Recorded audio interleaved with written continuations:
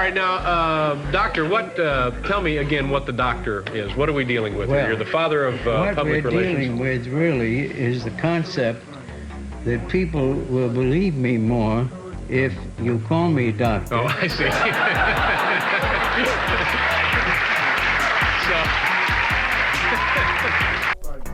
One of the Netflix big experiments was, why do people choose the movies they choose? And do they choose well? And our conclusion was, no, they don't choose well. And I think part of the big Netflix experiment was really saying, can we predict whether you're going to like a movie and you'll come to trust us? In the introduction here, I mentioned some of your clients have been past presidents, Eisenhower, Coolidge, Hoover, Wilson. Which one of those people really was in desperate need of your services? Who was the dullest of the bunch that you handled? Well, let me quickly tell you the Coolidge story. And in fact, not just where do we go from here, but what insight is this uncovered for us that allows us to learn some incredibly deeper truth about human nature? And what I love about applying data to taste is I believe it's completely possible, and that you should be prepared to surrender yourself to the data. And I know that sounds like a dehumanist. That mothers washed the faces of the children, and they hated soap because their eyes were stinging from the soap. And that when people grew up, they wouldn't use any soap, right, because they get conditioned in childhood, according to Freud, my uncle. So you get ahead of yourself, but it's true, your uncle was Sigmund Freud. I discovered some important new facts about the unconscious inside his life, the role of instinctual urges, and so on. We're running out of time here, but I do want to show this photo. You mentioned your uncle, Sigmund Freud, and maybe we can get a shot of this. And I'd like you to come back at another time, and we'll talk more about public relations and also about your famous family. But pick yourself out of this photo and also tell the people where Mr. Freud is. Well, Sigmund Freud is on the right. Right there. And he is traveling. That's you, isn't it? That's me there. What was great about my father was that he was very true to himself. He was very comfortable being an iconoclast, about holding different opinions. So, you still think you're fully in control of your own thoughts? That's cute. From what you eat for breakfast to why you just binged an entire series on Netflix instead of sleeping, 3 relatives, Sigmund Freud, Edward Bernays, and Marc Randolph, have discreetly been influencing your life like some kind of psychological puppeteers. This family tree has cast some serious shade on human consciousness. Freud modeled the impact of our subconscious primal urges and unresolved childhood trauma. His nephew, Eddie B., took that knowledge to the next level by inventing never-before-seen marketing strategies and literally writing the book on propaganda. And great-nephew Randolph took behavioral psychology to its logical and technological extreme, reshaping media with Netflix and turning just one more into holy shit, it's 3 a.m. In this video, we'll explore this family tree, including Freud's deep dive into your subconscious. Spoiler alert, it's a mess. Bernays' nefarious marketing magic, and Randolph's dark art of digital addiction. Most importantly, we'll explore how to break free of this psychological hijacking that has us hooked, scrolling, and consuming on autopilot. Because let's be real, are we fully in control of our choices? Or are the ghosts of Freud, a sneaky ad exec, and your Netflix queue behind the wheel? Welcome to 4D Personality, a channel focused on helping people integrate different dimensions of their personality.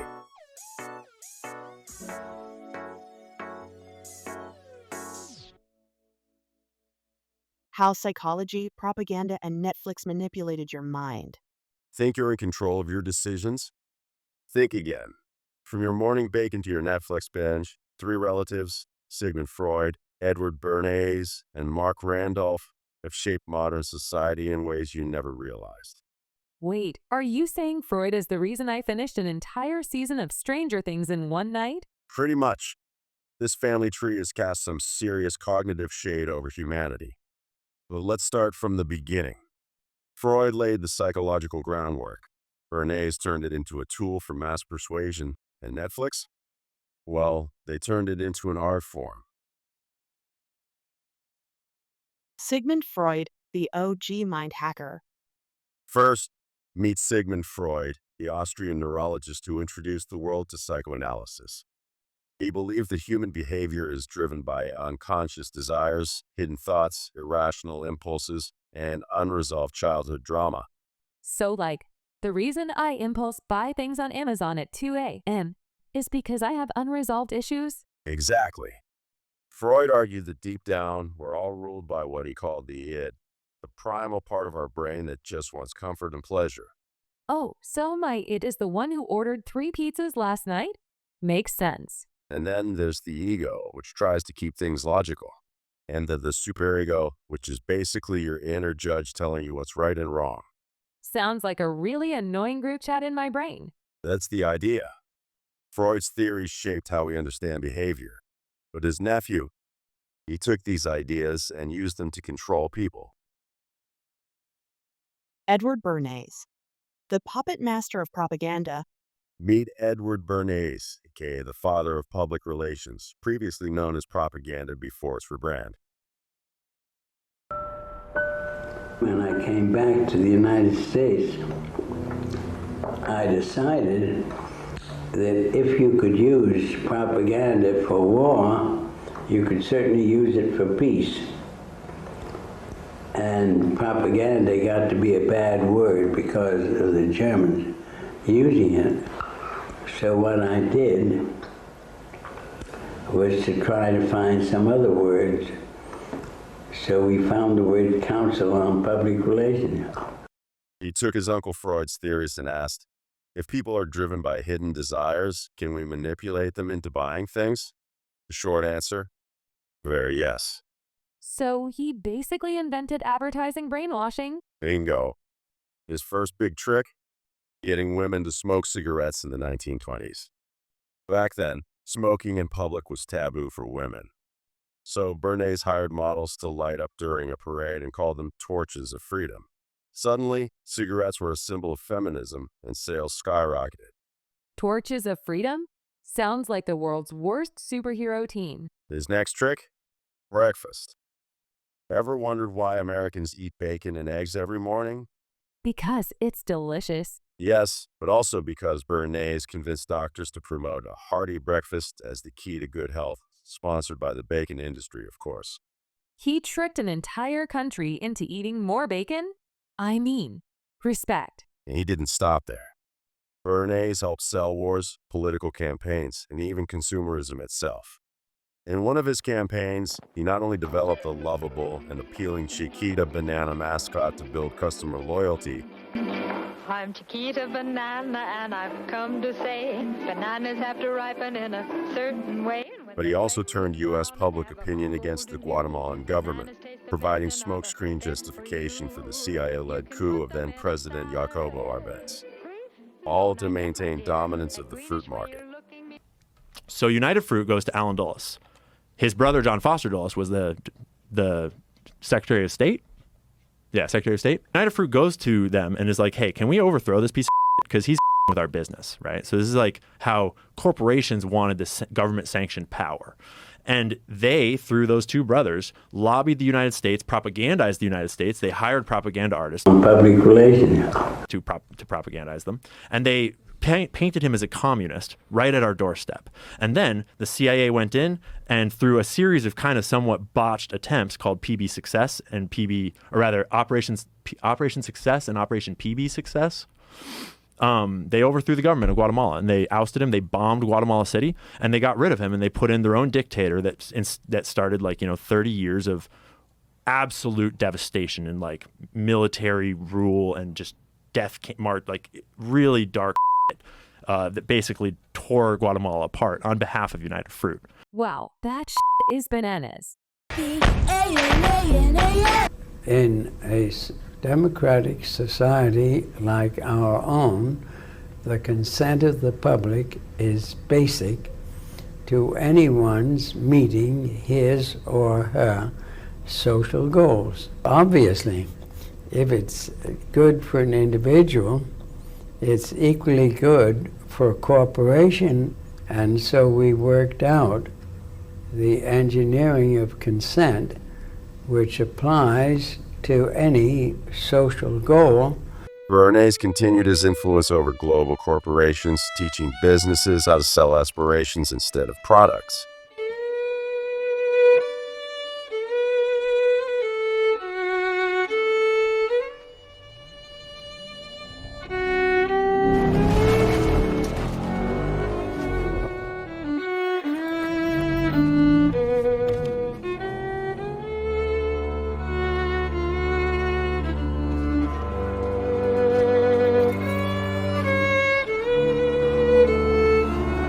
Here's a couple of things America got right. Cars and freedom. Wait, so when I buy a fancy car, I'm not buying the car, I'm buying the lifestyle? Exactly. History shows it is more profitable and scalable to sell a lifestyle. And this is where Netflix comes in. Marc Randolph, the Netflix binge machine. Fast forward to the digital age and meet Marc Randolph, the co-founder of Netflix. Marc Bernays Randolph was the son of Stephen Bernays Randolph, nephew of Edward Bernays. I am noticing a trend. While great-uncle Eddie manipulated us through advertising, Marc developed novel technology and scalable psychology to keep us watching. Having ideas is easy and trivial. The important thing is how clever can you be to come up with a quick and cheap and easy way to test it. Okay, but how did we go from bacon and propaganda to Netflix? Netflix uses behavioral psychology to hook you. Marc created a media platform based on the learnings from his great-uncle Bernays. Ever noticed how episodes autoplay before you can stop yourself? That's called the endless scroll technique, keeping you engaged without thinking. So Netflix is basically my it forcing me to stay up until 3 a.m.? Pretty much. And let's not forget personalized recommendations. Netflix tracks your watching habits, then feeds you contents they know you'll like, just like Bernays tailored ads to your subconscious desires. Customers do, but they don't know what they want. And the only way to figure it out is to throw all kinds of things at them and see what directionally they're interested in. So you're telling me Netflix knows me better than my own mother? Probably. And it's working. Netflix changed the way we consume entertainment. No more waiting for weekly episodes. No more TV schedules. Just endless content designed to keep you watching. This change is so potent it impacted movie theaters and conventional television. But subscriptions, there's a reason why it's eating the world. It's an incredibly compelling business model. And the fact that we stumbled onto it and that it worked so well just was a very, very positive thing. All competition had to follow suit, resulting in the streaming wars, reshaping how humanity consumes media. Billions of hours at a time. And I thought I was just watching TV. Turns out TV was watching me. Exactly. And it didn't stop there. Netflix didn't want to influence just how we consumed, but what we consumed. In 2014, Netflix began to invest unprecedented levels into content creation, investing over $50 billion since then. While Randolph had left Netflix by this time, it is interesting to consider Freudian philosophy, such as primal urges, sex, fear, the other, along with nephew Marc's own viewing preference, and the actual type of content Netflix ultimately produced.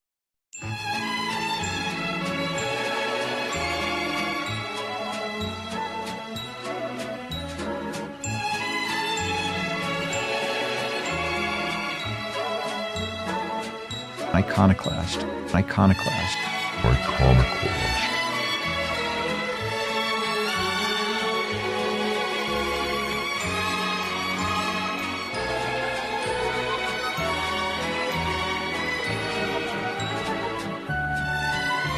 The wall-to-wall promotion of this adolescence show is like something I've never seen before. They know most people won't be familiar with actual crime statistics, and they know it's easier to socially engineer people through the medium of fictional television. Movies have the power to change people, sir. For example, you and I will be much richer after this one. Wow, that's a beautiful sentiment. Anyway, so back to this dystopian world where people can't stop staring at screens. Netflix, social media, advertising, they all use Freudian and Bernaysian tactics to keep us engaged, buying and consuming. Upon further review, my media consumption might be too heavily weighted on junk food. How to reclaim your mind. So what can you do about it? You have to let it all go, Neo. Fear, doubt, and disbelief. Free your mind.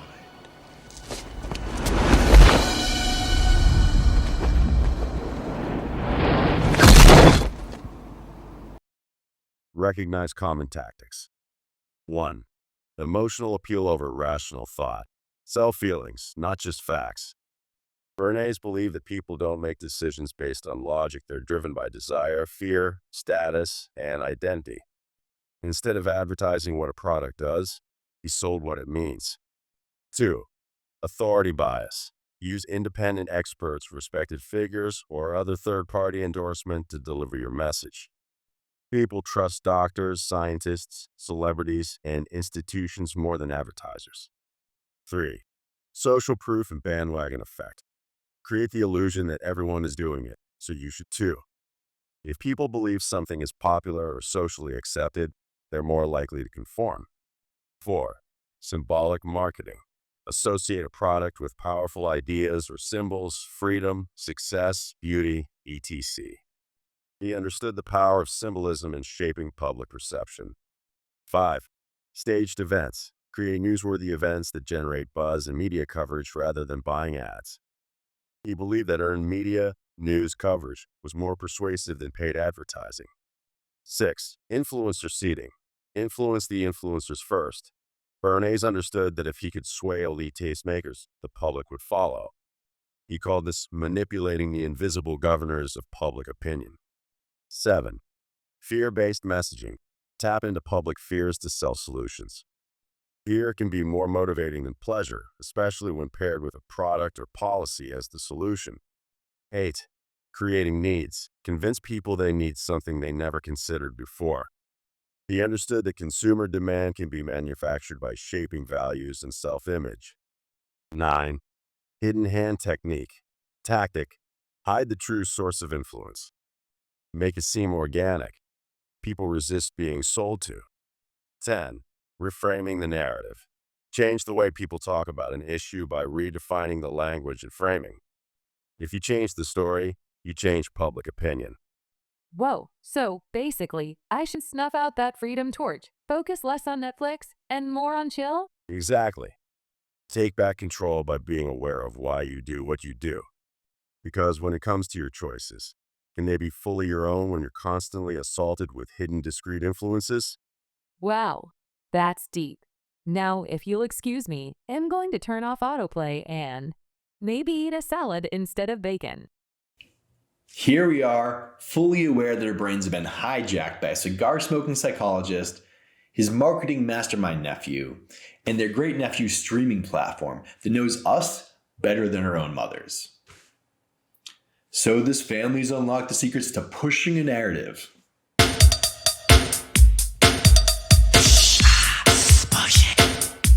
Yeah, Freud is partially right about our unconscious urges. Partially. And yes, Bernays manipulated us into buying things that we really don't need. And 100% super yes, Netflix is plotting to keep you from sleeping tonight. But now that you see the game, you can play it differently. Turn off autoplay on your consciousness. Question the engineered consensus. And if you still want, eat bacon, light up, power to ya. But use discernment. Make choices of your own free will and volition. And real talk, I'm a ball of emotions after this.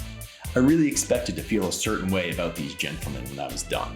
And I watched a ton of their interviews, I read a bunch of their content, I really tried to Sun Tzu the heck out of their philosophies. I came away liking and even empathizing with these guys at times. And I think that's what's so insidious about these perspectives. There's charm, there's allure, but that's just the sirens on the rocky shores. So are Freud, Bernays, and Randolph the psychological dominoes that lead to human virtual psychosexual enslavement? I mean, probably, but I didn't mean to get the BDSM folks all riled up. Be that as it may, the good news is the ball is in your court, buckaroo. You have control. Your intention and attention are your tools. Use discernment. There are powerful behind-the-scenes machinations playing on our conscious and subconscious drivers. But we're not destined to a programmed life anchored to our screens. There are multiple ways to understand the world we inhabit. And in the next video, we'll see how we expect Freudian and Jungian societies to differ today if they existed, and what we can do to unlock the mythical hero's journey in ourselves, opening up to a new reality. Hit the like, subscribe, and tell us in the comments what is the biggest marketing trick you've fallen for. Hopefully not supporting a CIA coup. Lols. Until next time, stay conscious, stay skeptical, and stay in control. But most importantly, know and grow thyself.